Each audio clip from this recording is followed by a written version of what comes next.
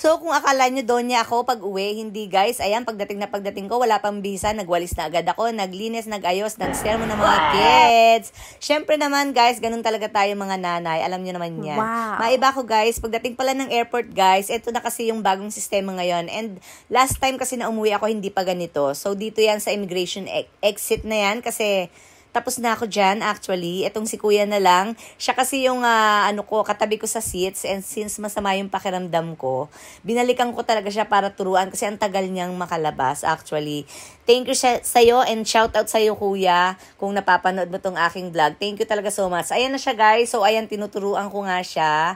Yung, i-scan niya yung passport niya and yung fingerprints, guys. So, pag nag-okay yan, guys, iaano ng machine yan. Pag once na umokay na siya, itong glass window na yan, yung may kulay yellow, ayan nakita nyo guys, bumubukas siya ng kusa. So tatayo ka dyan, yung face recognition mo, and pag okay na yan guys, tapos na. Sinita pa nga ako ni kuyang nag-a-assist dyan kasi nga, akala niya hindi pa ako tapos. Ay ko tapos na po, tinutulungan ko lang si kuya. So ito na guys, ang bagong, nakita nyo yung mga yellow lane na yan, nandyan na yung, naka-ready na yung mga cart, ayan po, and yung naka-white na shirts, na si kuya, polo shirts, ayan po si kuya, siya yung nag-a-assist talaga. Pero itong si kuya nga, na kanina, nakatabi ko dahil nga, nagwo-worry siya dahil hindi nga talaga okay yung pakiramdam ko, tinutulungan niya pa rin ako. Thank you talaga so much.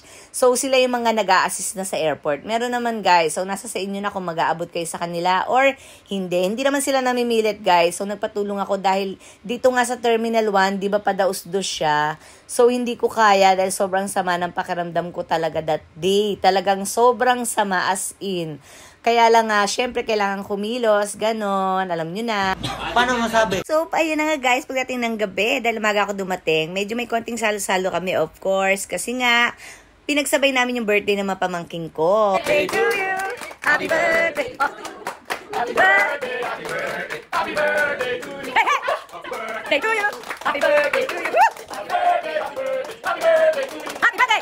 Oh, wish na, sino ba may birthday? Ayan na, si Kyle at si EJ. O, dali, blow! Blow tayo sabay!